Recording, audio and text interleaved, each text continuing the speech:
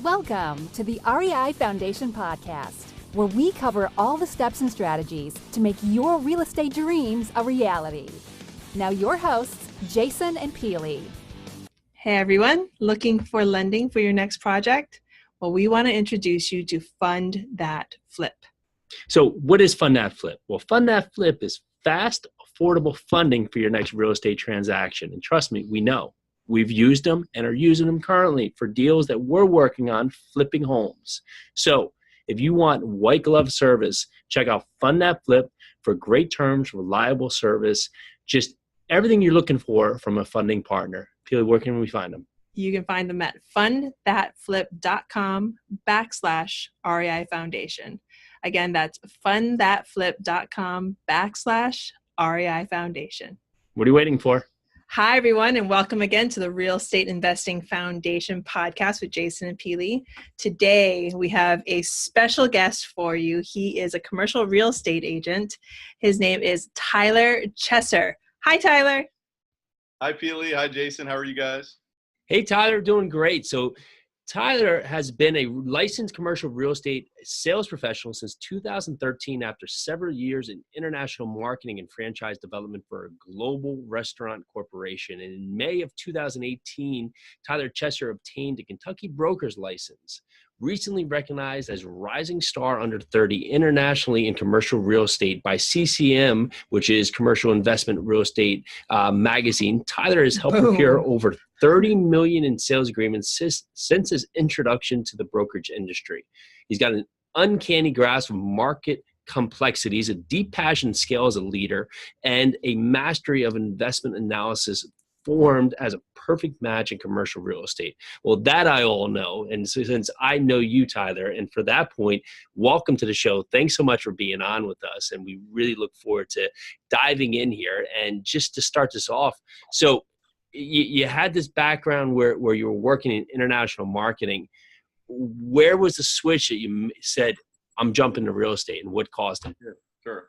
Well, first of all, thank you guys for having me. I'm really grateful to be on the show with you guys and spending time with you face to face here. While we may not be in the same room, it certainly feels that way. And technology is an amazing thing. So, but to your question there, sometimes it seems like our careers and our life can be a journey, right? There's so many twists and turns and things that happen that cause us to go one direction or the next. And just to give you a little bit of a background as to why I originally started in international marketing, and marketing particularly, was because I had a desire and a curiosity towards reasons in human behavior and decision-making rationale behind purchases and things like that. I was always fascinated by that and why certain people were gravitated towards certain brands and why they weren't towards others. And why a simple, for example, like a Nike swoosh, why does that create value versus, other particular brands maybe has less value? So I was always fascinated in that. And so anyway, long story short, I ended up getting into that field and was involved in the corporate world. And, we were working with franchisees really in many different markets. And it was great to learn about, consumer behavior in international markets as well as across the United States. And the rationale behind making the switch into real estate was really I guess if you look at it deep down, it was really kind of a personal decision of, I want to take control over the results of my career. Because in the marketing world, you're really subject to many other factors that are really going to control the outcomes of, financially, as well as the direction of where you're going to go. And so I was starting to kind of talk to some of my mentors as well as, personal board of advice, for lack of a better word, of, what's a different route that I can take and what skill sets do I have that align myself in different fields and things like that. And so long story short, came across real estate and actually started my career in real estate as a residential real estate agent, and quickly realized that was not necessarily the side of the business that I was interested in doing long term. But it was a great way for me to understand, the transactional nature of real estate particularly, and understanding really the foundation for that business. And it's interesting, we're talking here on the Real Estate Investing Foundation because that was sort of my foundation. And so some of these skills that I was able to translate from previous parts of my career into this, I thought were very applicable. as I progressed, I was able to create a little bit of a name for myself, as well as, market my services. With my background, I was able to, brand myself in a certain way that gravitated certain opportunities towards me. And long story short, I was able to be referred to quite a bit of opportunities, and some opportunities that maybe I wasn't qualified for at the time. And so I kind of took a plunge to dive into certain opportunities that I may have not had experience with before, such as multifamily real estate, as well as commercial real estate, office buildings, retail buildings, apartment buildings, development opportunities. And, in fact, one of the first referral opportunities that I had was a large portfolio. And I was able to sell off a large chunk of properties and really learn the business through that, and kind of jumping into the deep end of those type of transactions, as well as what are investors looking for, what type of deals are going to work, what type of deals are not going to work, what are the different factors required to make sure that we're able to, get deals across the finish line. And then, of course, with the nature of our business and my business being referral oriented and, repeat business oriented, how are we going to make sure that people are successful? So these are things that I had to figure out in the beginning, as to, if I'm making advice or I'm consulting with my clients and saying, we're looking at this deal here and we believe it works because of X, Y, and Z, I really genuinely want to be right on that, because, I have an interest to do repeat business with my clients. I think that's extremely important. And, you could look at the business in many different ways. You could say, well, if we do this deal, let's just close the deal and collect a commission and go on. Or you can say, well, maybe there's a long-term relationship here. And I think certainly real estate in particular is a very long game.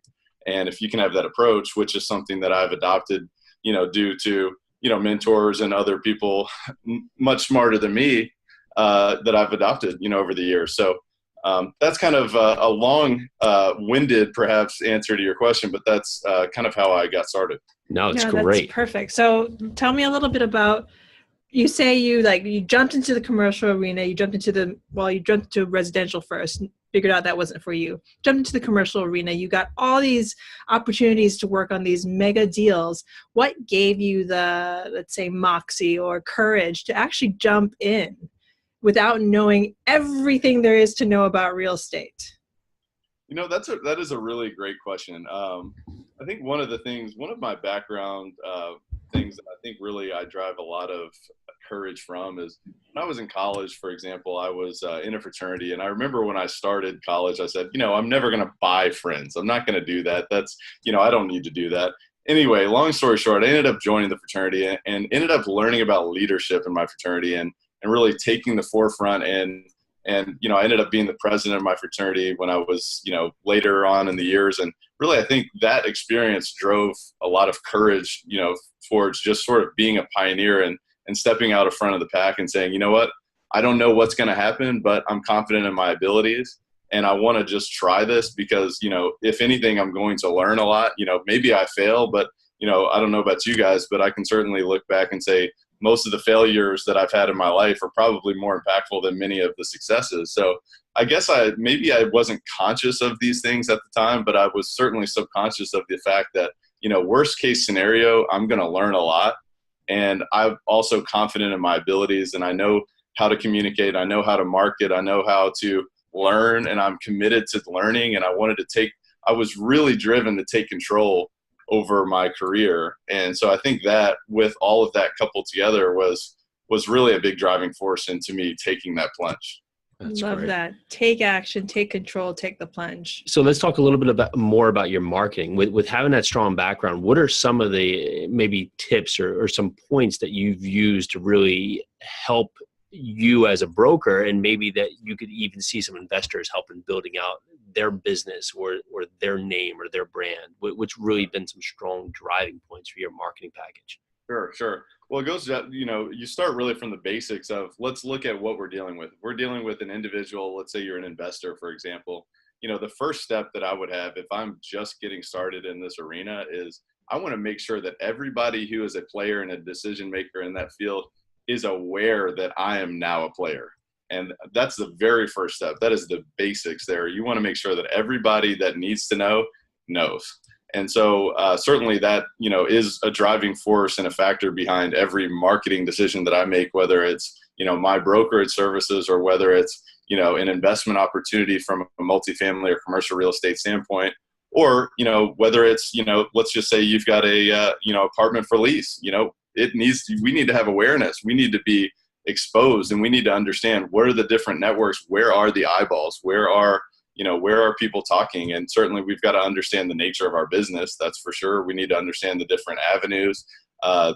People are really, this is a referral business. It's a relationship business. So I think it's very important to focus on the fact that, if you are marketing in different avenues, let's just say you're doing social media, you're doing a lot of digital marketing, that needs to be tied in with your personal brand as well. You need to be building those one-on-one relationships in addition to exposing your awareness across the board.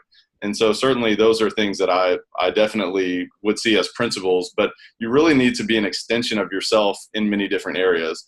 Create that awareness first. And then once you're able to create that awareness, you want to build some brand equity. The brand equity that I'm looking for is, an expert in commercial real estate, someone who's going to help, maximize my value, either going into an acquisition or disposing of an asset. That's the brand that I want to have. And that's the brand that I believe that I have built and continue to build. And so I think it would be very important for your listeners to really take a look at themselves and say, well, what is it that, who is it that needs to be aware of me and what I'm trying to do?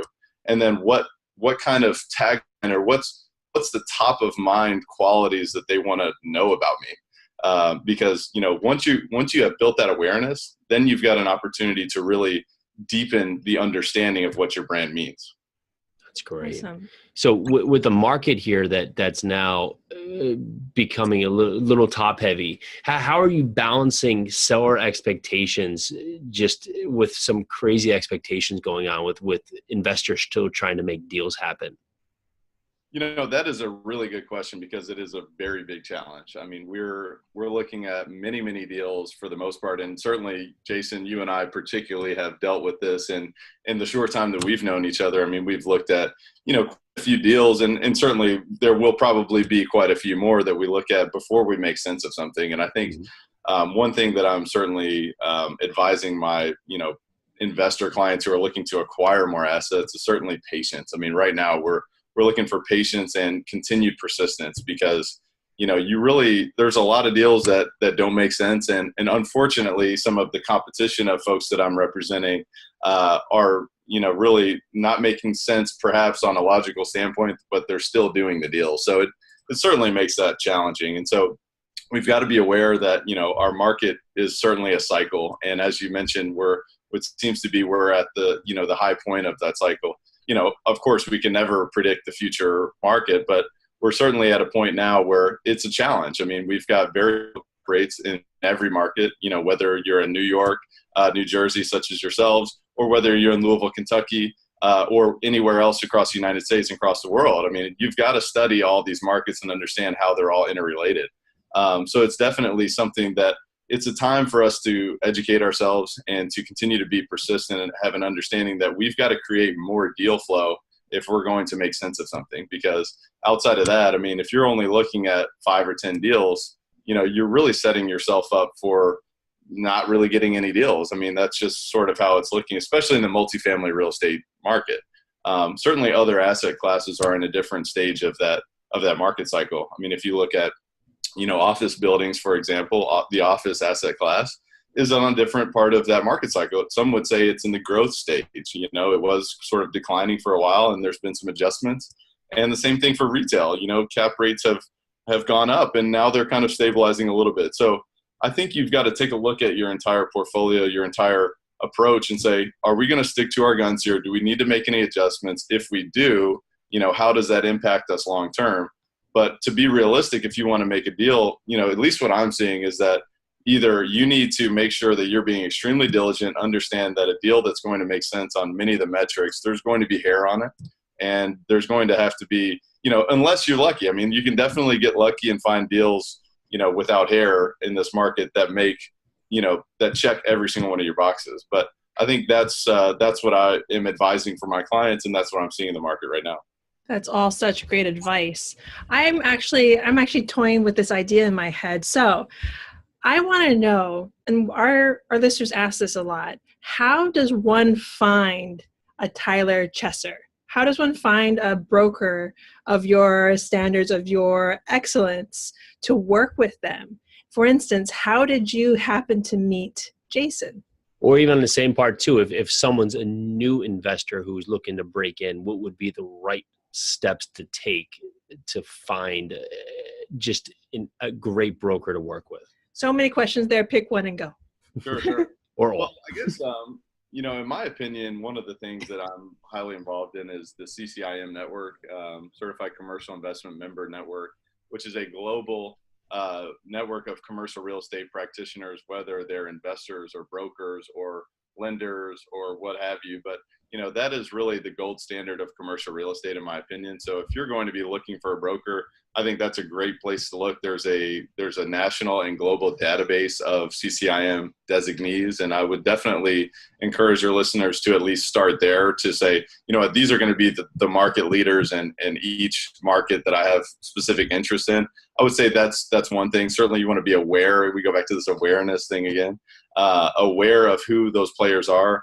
And then, I would encourage your listeners to reach out to them, because, some of your market leaders really are certainly going to be, very, taxed for time. I mean, there's going to be a limited amount of time, but I think, once you're able to get through and show, these brokers that you are the real deal, you're somebody who can get a deal done, and you're not somebody who needs to be babysat. You're somebody who can be, the broker can add value to in many ways, and you've educated yourself, but this broker can add additional value and help you recognize some of the blind spots that are there. I mean, there's always going to be blind spots, especially, if you're an out-of-state investor, you really need somebody there to identify those items. So I would say, being aware of the CCIM network, being aware of the market in general, who is doing the transactions. You can certainly search, LoopNet is one place, but to be honest with you, a lot of the brokers in today's market are not so excited about that network. There's another called Crexy, which is a great disposition website as well, where there's investment sales available all over the country, all over the world. And then each market, perhaps they utilize Catalyst or other digital marketing techniques to dispose of properties. I would certainly look there, and you can find activity and things like that. But getting to know people, shaking hands, and helping people understand that, I'm here, and let me know what I can do to make your life easier. But brokers are looking for guys and girls who can perform at the end of the day. I mean, and obviously you should be looking for people who are saying, what, I'm interested in you from a long-term perspective. I don't want to just do one deal. So I think definitely be aware if you're seeing maybe some signs of, not that case. I think it would be definitely important to not go forward with that person. So thank you for that. And with so much success in the last few years, what's been your favorite deal to date? Well, I've been working on some really interesting deals of late, and I've sold portfolios in one where you've got packages of different properties, which is always exciting. I'll tell you one thing, that every single deal is different, and I learned something new on every single deal. It's like the second that you think it all, it's like something new is going to come up. And while sometimes I'm in a deal where I'm like, man, this is really brutal, and it seems like everything wrong is happening. But then when you look back on it and you're able to, close that chapter, you're saying, well, you know what? I actually learned a lot there. And I can say that some of my more challenging transactions have been more of the enjoyment transactions, but I am working on one particular deal right now that is very, very interesting.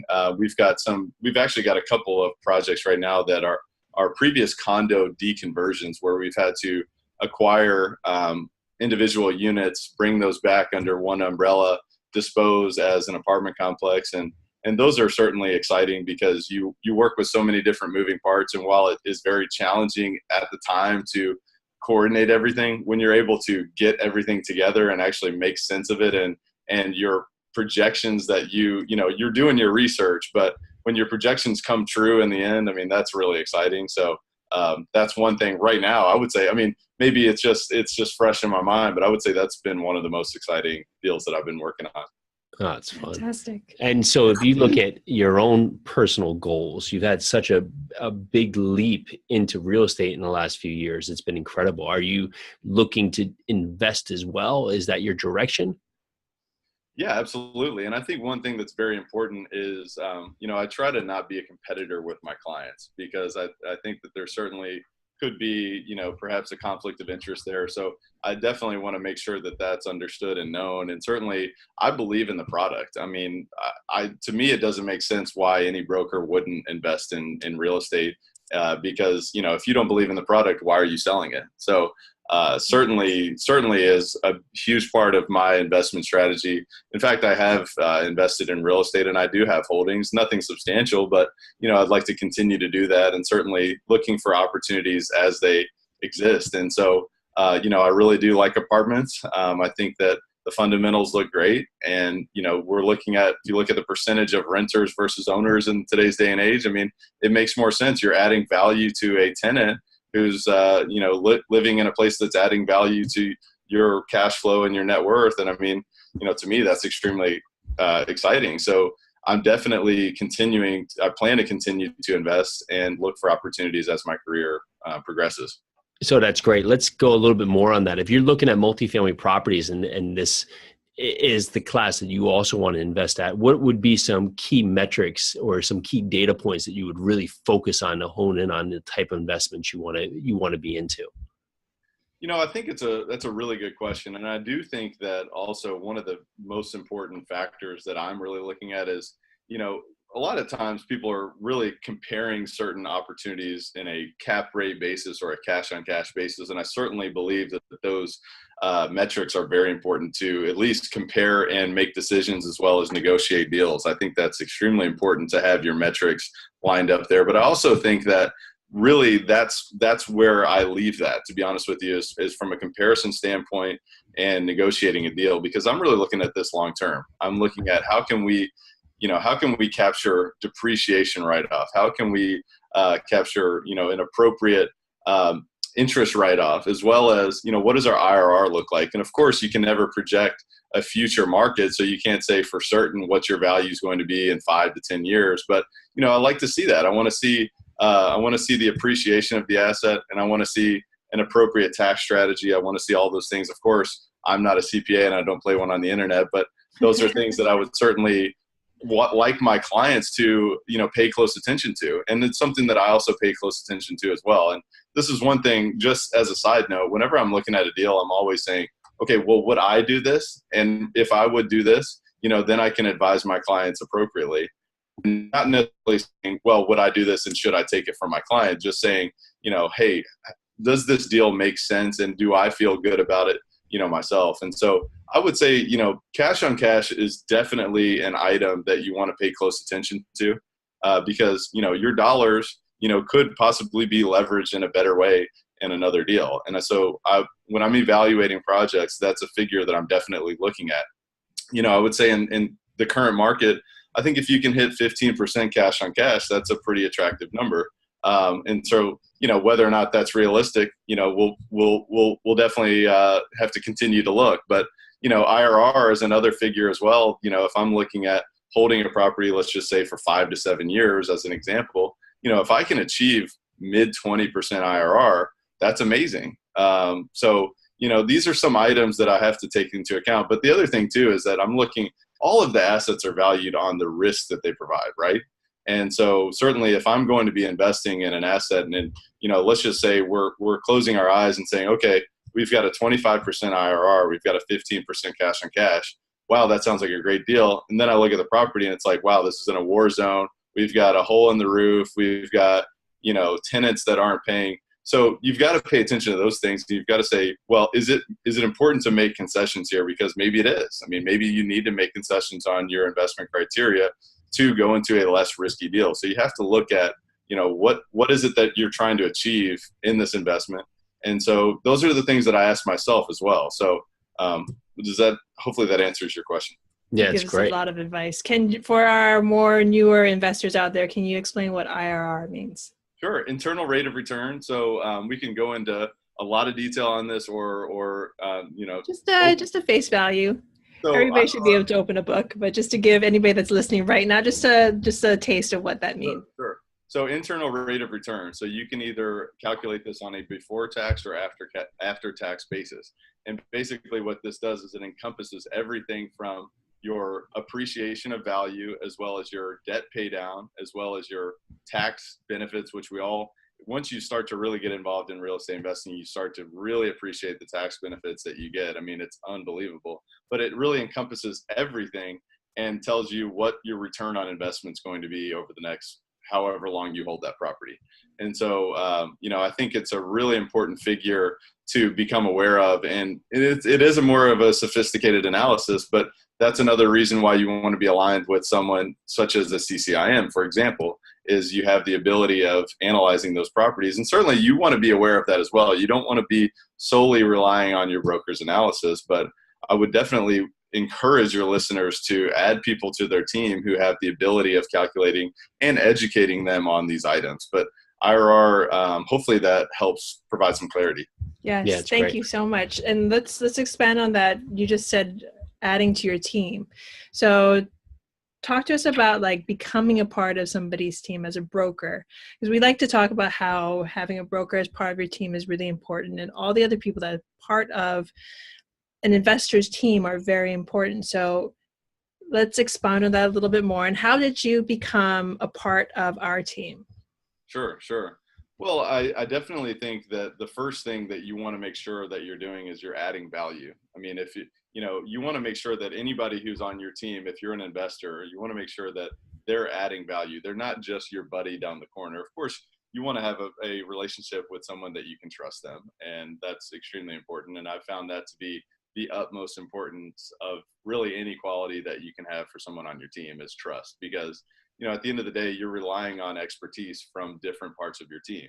If I've got an attorney, for example, I want to trust that, this person is not, they're not going through certain items just to bill me, this retainer fee. They're actually adding additional value to what they're charging. And the same thing with your broker. I mean, I would like to see someone who I can trust, but also someone who can tell me what can we really expect on an IRR basis, for example? And, how can we maximize our value going in and going out to this? And then also, can this person facilitate other things? I like to call myself sort of the quarterback of my client's team. If they need to add certain items or they need to improve on certain team members, then I'm not shy to make that suggestion. So that's what I would recommend, for my clients, is really to make sure that you are not just relying on yourself, because really, I mean, this is a very, very tough business to be a sole proprietor in. And I certainly would encourage people, one book that I read recently was Robert Kiyosaki's Real Book of Real Estate. And I don't know if you've read that book, but it was an amazing book because it really illustrated the amount of expertise that is required to be a success in real estate investing.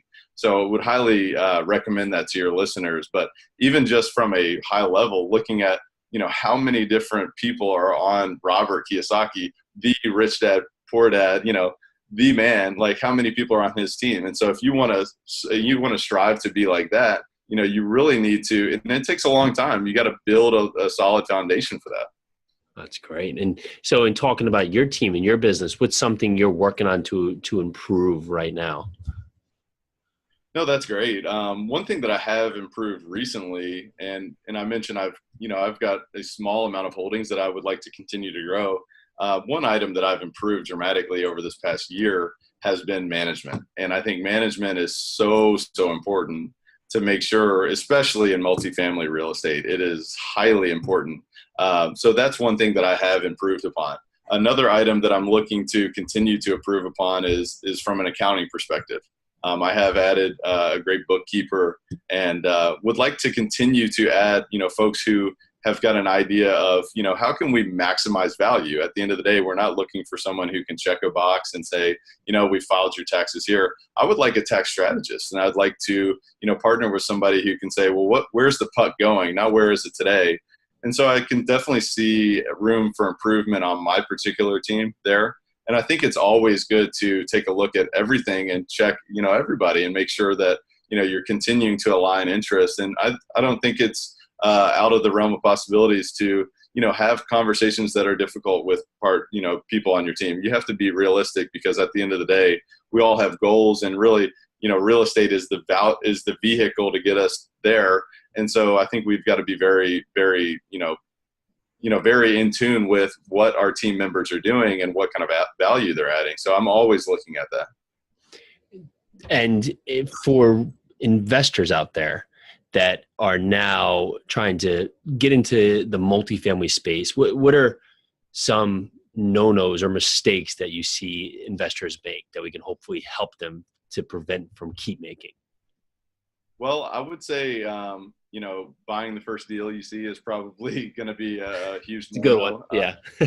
I would say, in my opinion, there are some people that say go big just from the beginning. And, there's maybe some merit to that, but I think you would want to do that with other folks that have experience, because really the name of the game is scale and multifamily, in my opinion, of course. But, there's certainly a lot of value, in my opinion, to going small in the beginning, I think, just to, maybe your cash flow isn't highly, what you expect at that point, but you really learn some valuable lessons to, how to operate a multifamily portfolio. So that would be something that I would recommend. And so, the other thing is look at a lot of deals and analyze and understand before you're putting your money at risk. Ask questions and start building your team while you're learning, while you're analyzing. So those would be things that I would recommend for newer investors.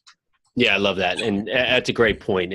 There is so much talk right now. Just go as big as you can, do everything. Yeah, that's great. You can do that, but you don't need to know everything, but you want to know all the moving parts. And if you don't know how, properties are going to be managed, or how construction is going to happen, or just, loss to lease, or your rent gains, you're going to have such a learning curve. And especially if you're bringing other people's money in, you have to dive in to a point that you can really control. So great feedback. Thank you so much for that. Absolutely. And now if you look at your business, where does the next 5 years see Tyler Chesser and the overall picture? That's a great question. I mean, I'm a people person, to be honest with you. I want to help people succeed. I want to, I want to build, obviously, a portfolio for myself, as well as, help others build a portfolio. And really one of the questions that I always have for my clients is, what is your goal? And I'm really driven by that. What are you really wanting to do with this? Maybe I've got, a client who's saying, I want to travel the world. Or maybe I've got someone who's saying, I want to provide for my children. I want to send my kids to college, or I want to, provide a nest egg for myself and, my family for retirement and things like that. So those are the things that really drive me.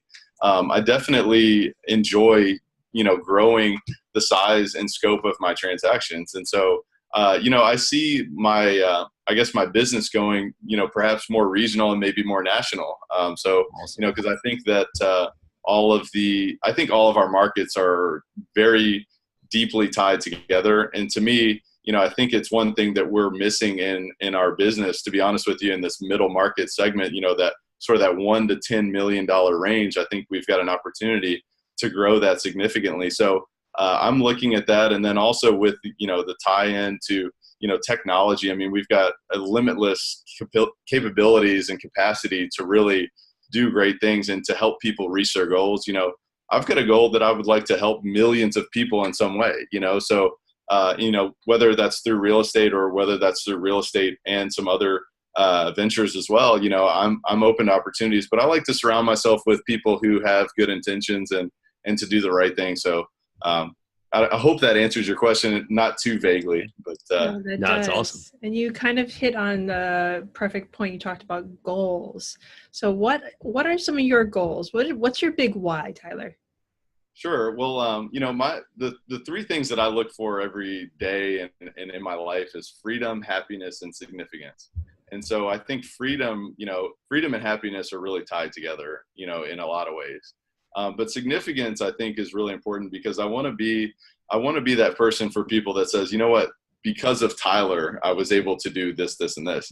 And I don't necessarily want that because, I want people to, say this, but I really want to be the reason why someone gets from point A to point B. And I find a lot of value in that. I mean, obviously, I have goals, of course, financially, as we all do.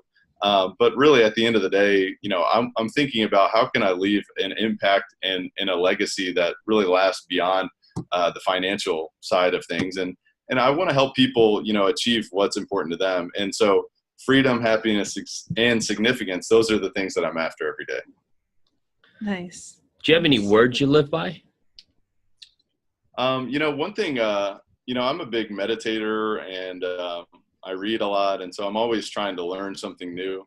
And I have a coach that's really kind of a mindfulness coach. And we were doing a practice a couple of months ago, and there wasn't a purpose behind it specifically, but one thing that kept coming back to me was give. There was a word that just kept coming back to me was give. And I don't know if that was, some higher power speaking to me, or if that was really just something coming from within. But, that's something that really kind of resonated with me. And I've written that down in various places, that I see frequently in it. And I don't know whether or not that means give from a financial standpoint, or if that means give from, a time and an expertise standpoint. But, I'm starting to adopt that kind of in my life as to how can I apply give into all of the areas of my life. So I guess if I had to answer your question, that would be it. That is a great answer, give. Well, you have given us so much, Tyler. Thank you so much. So if anybody wants to get in contact with you, either to find deals or just to talk about real estate, how can they get a hold of you? Sure. Well, I guess probably the easiest way for your listeners would be either through Twitter or Instagram. My handle is @TheTylerChesser, and I'm sure you can put that in the show notes there. But certainly more than happy to discuss with your listeners any questions that they have, as well as my website is tylerchesser.com. You can also subscribe there, and we can communicate frequently. I do write blogs and try to add some value there and things that are happening either in my business or in my life. But more than happy to collaborate with your audience, and very grateful that you had me on. Awesome. Thank you. This has been incredible. Thank you so much for everything today. And one last question is, if someone's looking to be an aspiring broker and they're maybe in another industry, what would be one actual step they can take today to get themselves going into real estate or even being a broker? If I said one step, I would say being aware of who the players are. Who are the movers and shakers in that field? And if I may add too, I would say find out who they are and buy them lunch, or buy them a cup of coffee, or try not to take up too much of their time. It depends on how busy they are, but just get to know them and let them know that you're there and you're willing to add value because you genuinely want to learn. Build those relationships. Those are the important steps. Well, that's great. And that's a great point to end with today. So Tyler, thank you so much for being on the show with us today. We really appreciate you taking the time with us. Thank you guys very much. I really appreciate it. Well, this is the Real Estate Investing Foundation podcast with Jason and Pili. Thank you so much to Tyler, and thank you to everyone out there who's listening. We're so grateful. Have a great day. Bye now. Hi, everybody. Are you tired of losing leads? Well, then I want you to go back to episode 157. We interviewed Tom Caffarella, and this guy is a monster at finding leads, keeping leads, and converting leads.